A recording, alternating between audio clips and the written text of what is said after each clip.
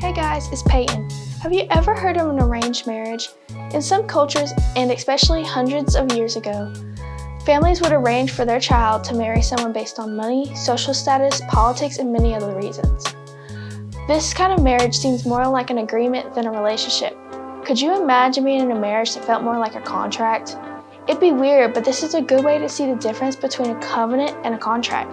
See, God created us for covenant intimacy, and you don't have to wait until marriage to have that covenant relationship. Have you ever really thought of your relationship with God as a covenant, or are you more interested in making a deal that suits your interests? Tonight, we're looking at the heart of Jesus and the relationship that He wants us to have with Him. Matthew 26:26-29 says this, "Now as they were eating, Jesus took bread and after blessing it, broke it and gave it to the disciples and said, 'Take, eat, this is my body.' And He took a cup, and when He had given thanks, He gave it to them, saying, 'Drink of it, all of you, for this is my blood of the covenant, which is poured out for many for the forgiveness of sins. I tell you, I will not drink again of this fruit of the vine until the day when I drink new with you in my Father's kingdom.'" If you notice, the last thing Jesus did was teach His disciples how to be in communion with Him. He made a covenant with His disciples at night, not an agreement or a contract. It was something much deeper than that.